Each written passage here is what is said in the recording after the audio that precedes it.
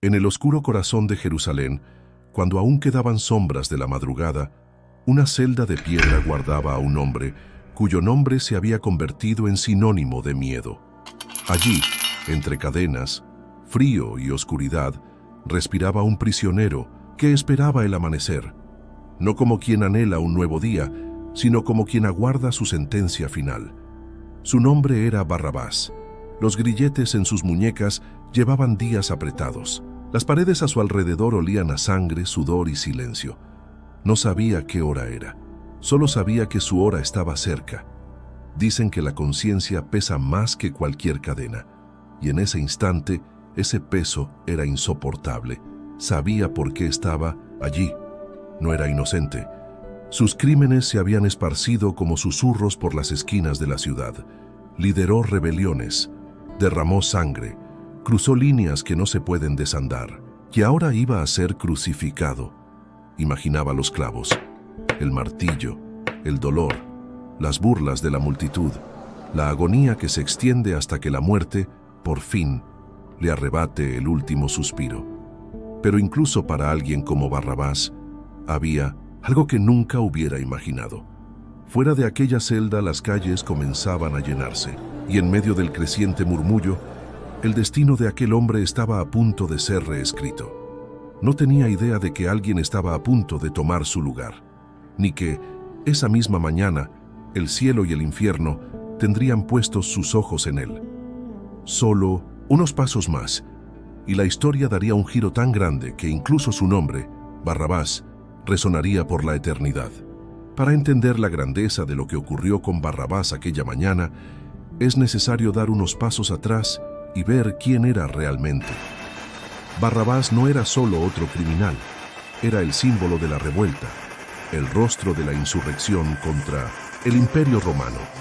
Un hombre de sangre ardiente, palabras inflamadas y manos manchadas de guerra. Para Roma, un terrorista peligroso. Para algunos judíos, un héroe que tuvo el valor de luchar por la libertad con sus propias manos. Pero Barrabás no luchaba por justicia, luchaba por poder. Su nombre estaba ligado a cuchillos escondidos, enfrentamientos en los callejones y gritos de guerra en las plazas. Los hombres lo seguían no por honor, sino por miedo. En uno de esos levantamientos, alguien murió por sus manos, y ahí fue cuando su suerte cambió. Arrestado, condenado, y ahora, olvidado en una celda fría, esperando el castigo más temido por cualquier hombre, la crucifixión. Pero lo que él no sabía era que la historia de otro hombre estaba a punto de cruzarse con la suya. Alguien que no empuñaba espada, alguien que no mataba, sino que salvaba, que no gritaba guerra, sino que sanaba con el toque. Un hombre llamado Jesús de Nazaret, Barrabás, jamás había prestado atención a ese nombre. Quizá lo había ignorado como a otro predicador excéntrico entre tantos. Pero en el tribunal del destino, donde la justicia divina y la humana se enfrentan, Dios decidió ponerlos uno al lado del otro, el más culpable y el más inocente. A partir de ese encuentro, el mundo presenciaría una decisión que lo cambiaría todo, porque muy pronto, uno sería liberado y el otro crucificado. Esa misma mañana, mientras Barrabás apenas respiraba en su celda, el gobernador romano Poncio Pilato ya estaba frente a una multitud inquieta. Era día de fiesta, la Pascua. Y había una tradición: se liberaría a un prisionero judío como señal de misericordia.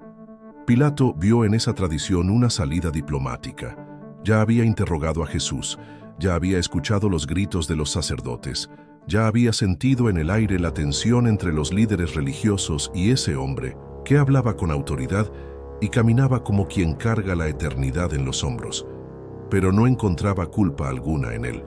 Jesús no era un agitador, no era un rebelde, era diferente, puro, silencioso, intocable, incluso herido. Pilato, con su mente política, ideó un plan sencillo: poner a Jesús al lado del criminal más notorio que tuviera disponible. El contraste sería tan evidente, tan escandaloso, que el pueblo tendría que elegir al inocente. Y así los guardias fueron hasta el fondo de la prisión a buscar a Barrabás. La gente se reunió en la plaza como si fuera una arena.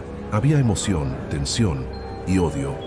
Entre la multitud, los líderes religiosos susurraban veneno al oído del pueblo. Trajeron a Jesús, corona de espinas, ropa rasgada, rostro manchado de sangre, y aún así permanecía de pie, con la mirada firme y el alma intacta. Barrabás llegó después, arrastrado por cadenas, rostro endurecido, cuerpo marcado por luchas, una figura que imponía miedo y repulsión. Pilato los coloca uno al lado del otro, alza la voz y pregunta: ¿a cuál de los dos quieren que les suelte? El silencio duró un segundo, y entonces comenzó el coro: ¡suelta a Barrabás! La incredulidad en el rostro de Pilato era evidente. Preguntó de nuevo, insistió, pero el grito solo crecía: ¡Barrabás, Barrabás! El mundo acababa de hacer su elección, y con ella, la justicia humana mostraba su fracaso. Pilato no esperaba aquello. Aunque conocía la inestabilidad de la multitud, creía que la razón prevalecería, que frente a un criminal evidente, el pueblo elegiría al hombre que solo hacía el bien. Pero se equivocó. Al ver que los gritos por Barrabás no paraban de crecer y que los clamores por Jesús eran aplastados por la furia popular, Pilato comprendió. Estaba solo en ese dilema. Lavó sus manos ante el pueblo. En un gesto simbólico, intentó apartarse de la responsabilidad. Pero ninguna agua del mundo puede limpiar la conciencia de quien se omite ante la injusticia. Entonces dijo: «Está bien, llévense a Jesús, crucifíquenlo», y dio la espalda. Los soldados se movieron rápidamente. Jesús fue arrastrado hacia la tortura. Las cadenas de Barrabás fueron removidas, con un chasquido seco que resonó en el patio como una advertencia invisible. El culpable quedaba libre. El inocente, condenado. Nadie dijo nada, ni una explicación, ni una mirada. Barrabás simplemente fue liberado, y por un momento no supo qué hacer. Sus manos estaban libres, sus pies desatados. El patio frente a él se abrió como un camino silencioso, pero algo dentro de él pesaba más que las cadenas que había dejado atrás, porque lo sabía. La cruz que debía ser suya ahora le pertenecía a otro. Barrabás bajó los escalones del pretorio con pasos lentos. Afuera, la luz del sol parecía más intensa de lo que recordaba. El ruido de la multitud seguía, pero ahora se mezclaba con látigos, órdenes ásperas, el tintinear de lanzas y la madera arrastrándose contra la piedra. Se dio la vuelta y entonces lo vio.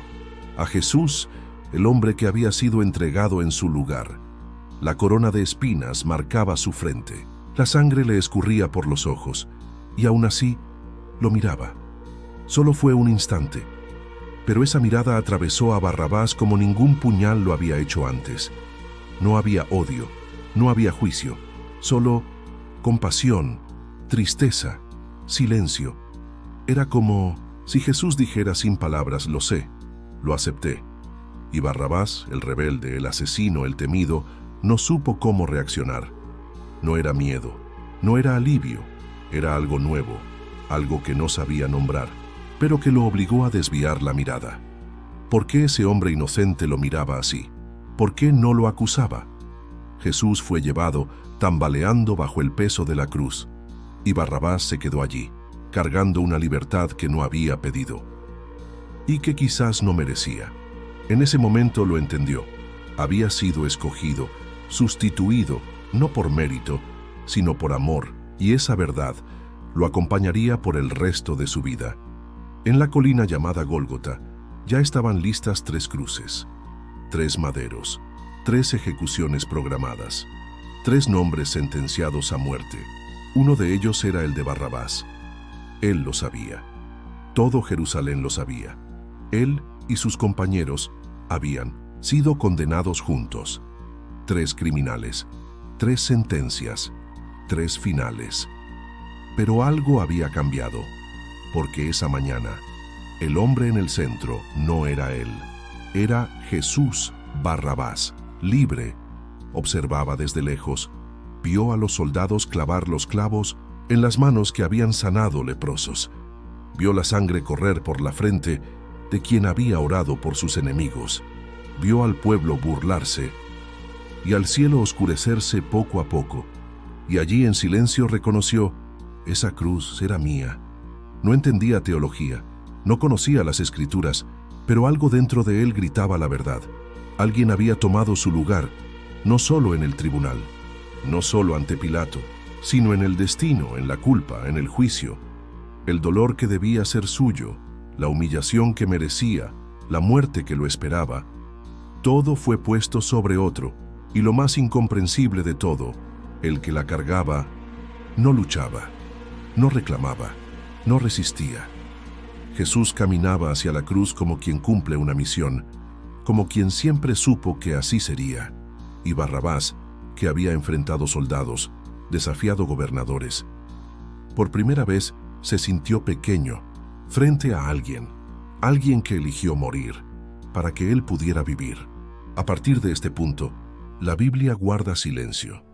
No se vuelve a mencionar el nombre de Barrabás, no hay más relatos, ningún versículo sobre su destino. Desaparece de la historia como una sombra que pasó demasiado rápido frente a la luz. Y eso nos deja una pregunta: ¿qué hizo con la libertad que recibió?